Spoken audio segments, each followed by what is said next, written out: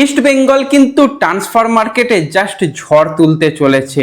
বড়সড় অফার পাঠানো হলো দেশের অন্যতম সেরা ডিফেন্ডার সন্দেশ জিংহানকে।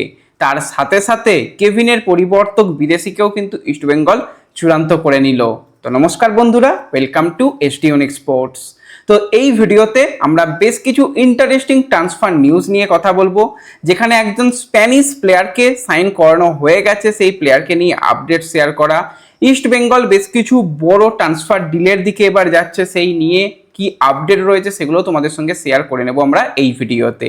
তাই পুরো ভিডিওটা দেখো। ভিডিও ভালো লাগলে অবশ্যই একটা করে লাইক করে দিও, আর যারা চ্যানেলে প্রথমবারের জন্য এসেছো মনে করে চ্যানেলটাকে সাবস্ক্রাইব আর ফলো করে নিও, তাহলে প্রিয় দলের খেলার সমস্ত আপডেট তোমরা এখানে পেয়ে যাবে। তো চলো আর দেরি না করে ভিডিও শুরু করা যাক। তো সবার প্রথমে যদি আমরা ইস্ট বেঙ্গলকে নিয়েই কথা বলি, তোমাদের যেরকমটা জানিয়েছিলাম যে ইস্ট বেঙ্গলের মহিলা দলের কোচ অ্যান্থনি স্যামসং অ্যান্ড্রিউস তার সাথে ইস্ট বেঙ্গল কিন্তু নতুন করে চুক্তি করতে চাইছে এবং সেটা কমপ্লিট হয়ে গেছে। অফিসিয়াল অ্যানাউন্সমেন্টটা সময়ের অপেক্ষা। সেই অফিসিয়াল অ্যানাউন্সমেন্টও কিন্তু ইস্ট বেঙ্গলের সোশ্যাল মিডিয়ার তরফ থেকে ঘোষণা করা হয়েছে। কোচ অ্যান্থনি অ্যান্ড্রিউসের সঙ্গে আরও 2 বছরের চুক্তি কিন্তু কমপ্লিট করে নিয়েছে ইস্ট বেঙ্গল। তো এটা কিন্তু একটা খুব ভালো ডিল, এবং যেভাবে অ্যান্থনি তার দলকে তৈরি করে সেখানে আলাদা অন্য কোনো লোকের প্রয়োজন পড়ে না। সে নিজে প্লেয়ারদের সাথে কথা বলে ডিল রাজি করিয়ে অনেক সহজে অনেক সস্তায় কিন্তু ভালো ভালো মানের প্লেয়ার এনে ইস্ট বেঙ্গলের মহিলা দলকে আমরা দেখেছি 2বার IWL চ্যাম্পিয়ন করা, তাছাড়া কন্যাশ্রী কাপ চ্যাম্পিয়নের সাথে সাথে অবশ্যই সাবস ওম্যান কাপ যে চ্যাম্পিয়নশিপের সেখানেও ট্রফি আনা। তো আরও কিন্তু 2 বছরের চুক্তি কমপ্লিট হয়ে গেছে এবং অলরেডি সেখানে কাজ করে দিয়েছে অ্যান্থনি স্যামসং অ্যান্ড্রিউস। সেখানে কিন্তু 2জন ভালো মানের মহিলা প্লেয়ার ইস্ট বেঙ্গলের সঙ্গে অ্যাডভান্স লেভেলে কথাবার্তা চালাচ্ছে, যে কোনো দিন যে কোনো মুহূর্তে সাইনিং হয়ে যাবে। এবং এর সাথে সাথে একজন মিডফিল্ডে কিন্তু একদম গান প্লেয়ার, তার সাথেও কিন্তু কথাবার্তা চালাচ্ছে, সেটা অবশ্যই একজন বিদেশি প্লেয়ার। তার সাথেও শোনা যাচ্ছে চুক্তি স্বাক্ষর হয়ে গেছে, তবু আমরা অপেক্ষা করব শেষ পর্যন্ত অফিসিয়াল ঘোষণা পর্যন্ত। তো সেই প্লেয়ারও কিন্তু চূড়ান্ত করে নিয়েছে। তো ওভারঅল দেখতে গেলে কিন্তু একটা ভালো দল অ্যান্থনি স্যামসং অ্যান্ড্রিউস তৈরি করছে, এবং ইস্ট বেঙ্গলের মহিলা দলও তো সেখানে তাদের এশিয়ার মঞ্চে খেলতে হবে, সেখানে একটা শক্তিশালী দল গঠন করে সেখানে কিন্তু নামতে চাইছে ইস্ট বেঙ্গলের মহিলা দল। তো অবশ্যই ইস্ট বেঙ্গলে ইনভেস্টার সমস্যা রয়েছে। ইমামি তারা কিন্তু থাকছে না, এটুকু মোটামুটি বোঝা যাচ্ছে। ইস্ট বেঙ্গলের শীর্ষকর্তা কয়েকদিন আগেই বেশ কিছু জায়গাতে ইন্টারভিউ দিয়ে সেটা জানিয়েছে। ঠিক আছে, তারা থাকছে না, তারা যত সময় থেকেছে নিজেদের যতটা পেরেছে তার থেকেও বেশি খরচ করে ভালো দল গঠন করেছে। ভবিষ্যতে তারা আবারও ইস্ট বেঙ্গলের সঙ্গে কাজ করবে। এর আগেও ইমামি কাজ করেছে, তারপরে তারা আবার বন্ধ করেছিল। এতদিন ইমামি ইস্ট বেঙ্গল এই লাস্ট 4 বছরে কাজ করলো, আবারও হয়তো ভবিষ্যতে তারা ফিরবে, এটুকু তারা আশ্বাস দিয়েছে। কিন্তু এই মুহূর্তে ভারতীয় ফুটবলের এই অচল অবস্থার জন্য তারা কিন্তু ইন্টারেস্ট হারিয়ে সরে যাচ্ছে। তারপরও ম্যানেজমেন্ট যেভাবে কিছু কিছু ছোট ছোট জায়গা থেকে অর্থ জোগাড় করে মহিলা দলের সাথে সাথে রিজার্ভ টিমের সাথে সাথে পুরুষ দলকে যেভাবে সাজাচ্ছে, তাদের প্রশংসা করতে হবে। আমরা তো প্রচুর কথা বলি এই নিয়ে ওই নিয়ে, কিন্তু এই খারাপ সময় ইস্ট বেঙ্গলের যারা কর্তারা রয়েছে তারা যেভাবে প্ল্যানিং করে দলকে এগিয়ে নিয়ে যাচ্ছে, অন্যান্য দল হলে এতদিনে ঝাঁপি পড়ে যেত। তো সেখানে তারা যেভাবে দল গঠন করছে প্রশংসা করতে হবে। এবং অলরেডি তোমাদের জানিয়েইছিলাম যে মোহাম্মদ বাসিম রাশিদ সে কিন্তু ইস্ট বেঙ্গলের সঙ্গে আরও 1 বছর চুক্তি করে নিয়েছে। তার ঘোষণাও কিন্তু ইস্ট বেঙ্গলের সোশ্যাল মিডিয়ার তরফ থেকে এসে গেছে। তো ক্যাপ্টেনকে রেখে দিল কিন্তু ইস্ট বেঙ্গল, যেটা খুবই ভালো ব্যাপার। রাশিদ মিডফিল্ডে থাকলে সেখানে মিডফিল্ডে বল হোল্ড করা, সামনের দিকে বল বাড়ানো, কিছু সময় ডিফেন্সে সাহায্য করা, এমনকি প্রয়োজনে গিয়ে গোল করা, এবং গোল করানোতেও কিন্তু রাশিদের ভূমিকা রয়েছে। এবং ইন্টারকাশি ম্যাচে সেই রাশিদের গোল দীর্ঘ 22 বছরের ইস্ট বেঙ্গলের সমর্থকদের যে অপেক্ষা তার অবসান ঘটেছিল। তো রাশিদকে কিন্তু রেখে দিয়েছে ম্যানেজমেন্ট। এবং এর সাথে সাথে ইস্ট বেঙ্গল কিন্তু পরপর রোজেরই অফিসিয়াল ঘোষণা কিছু না কিছু আসবে, কারণ প্রচুর সাইনিং হয়ে গেছে, শুধু ঘোষণাটুকু বাকি রয়েছে। তো সেক্ষেত্রে কিন্তু ইস্ট বেঙ্গল আরও একজন চ্যাম্পিয়ন প্লেয়ারকে সাইন করেছে, তোমরা জানোই, সেটা বরিশ সিং। তো বরিশ সিংয়ের যদি আমরা কথা বলি, সে কিন্তু ইস্ট বেঙ্গলের সঙ্গে দীর্ঘমেয়াদী চুক্তিতে সাইনিং কমপ্লিট করেছে। এই 26 বছর বয়সী রাইট মিডফিল্ডার বা রাইট ব্যাক জামশেদপুরের হয়ে শিল্ড জেতা, এফসি গোয়ার হয়ে কিন্তু back to back super cup champion দলের সদস্য। এবং এই প্লেয়ারকে অবশ্যই ইস্ট বেঙ্গলের ডিফেন্সের অন্যতম একটা ভরসা করা হবে এবং তার সাথেও 3 বছরের যে চুক্তি কমপ্লিট হয়েছে তার ঘোষণা এসে গেছে এবং আরও অনেক ঘোষণা আজ থেকে আরও আসবে, সেই দিকেও নজর থাকবে। হ্যাঁ, আগে আমরা দেখতাম যে বেশ ভালো ভিডিওগ্রাফি, বেশ ভালো ক্রিয়েটিভিটি, সেগুলো নেই, ঠিক আছে, প্লেয়ার আসছে, খারাপ সময়গুলো কেটে যাবে।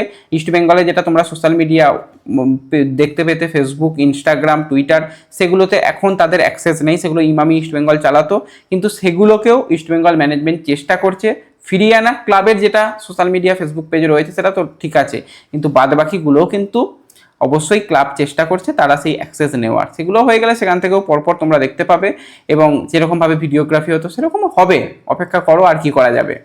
তো এরপর আমরা যদি আজকে বেশ কিছু ইন্টারেস্টিং ট্রান্সফার টপিক নিয়ে আলোচনা করি, প্রথমেই আমরা কথা বলবো কেভিন সিভিলেকে নিয়ে।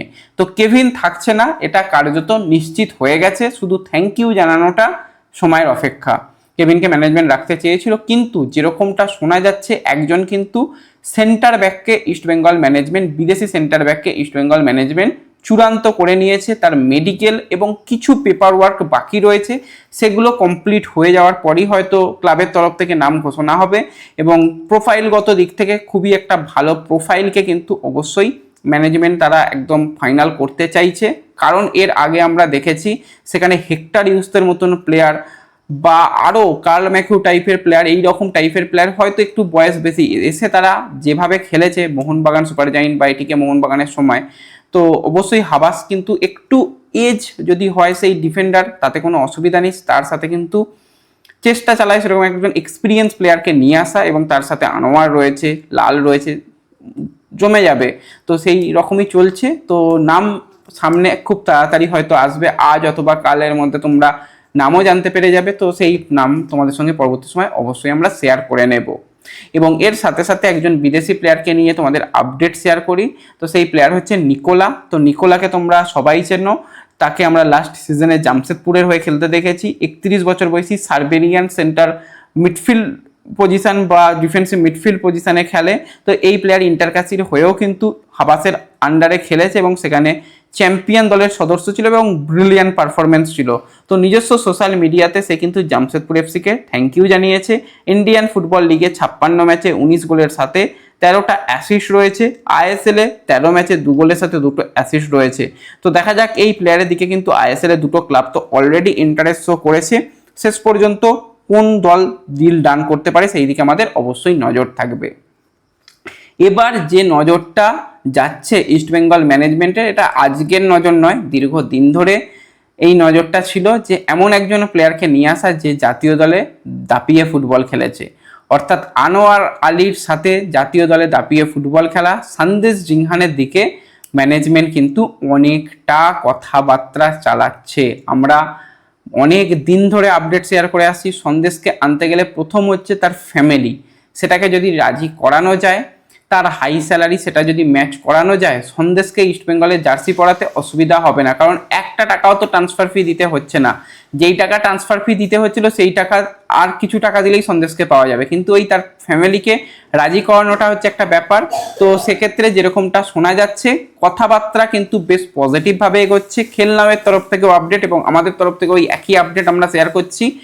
বড় সড়ো চুক্তিপত্রই ইস্টবেঙ্গলের তরফ থেকে সন্দেশের কাছে পাঠানো হচ্ছে। তো সন্দেশ সিংহানের যে এক্সপিরিয়েন্স ইন্ডিয়ান ফুটবলে রয়েছে, আইএসএলে 180 মতন ম্যাচ খেলার অভিজ্ঞতা, 32 বছর বয়স হলেও তার সাথে যদি ইস্টবেঙ্গল 2+1 ইয়ার ডিল করে তাহলেও কিন্তু খারাপ ডিল হবে না।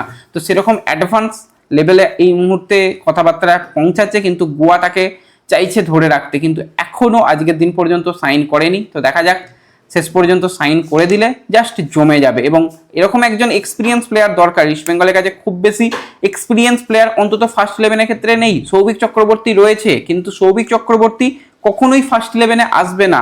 তো সেক্ষেত্রে ফার্স্ট 11-এ একজন এরকম এক্সপিরিয়েন্স প্লেয়ারকে অবশ্যই অ্যান্তোনিও লোপেজ হাবাস চাইবে। তো যদি সন্দেশকে নিয়ে আসতে পারে ম্যানেজমেন্ট এবং সন্দেশ যদি শেষ পর্যন্ত ডিল সাইন করে দেয়, সেটা ইস্টবেঙ্গলের জন্য একটা দারুণ সাইনিং হবে। এবং সন্দেশ এলে তো পারফেক্ট, 3 ডিফেন্সে প্রত্যেক ম্যাচে খেলাতে পারবে আনোয়ার সন্দেশ প্লাস একজন বিদেশি সেন্টার ব্যাক দিয়ে 3 ডিফেন্সে প্রত্যেক ম্যাচে কিন্তু সেক্ষেত্রে অ্যান্তোনিও লোপেজ হাবাস খেলাবে। তো দেখা যাক, ডিল ডান হয়ে গেলে তোমাদের অবশ্যই জানিয়ে দেব।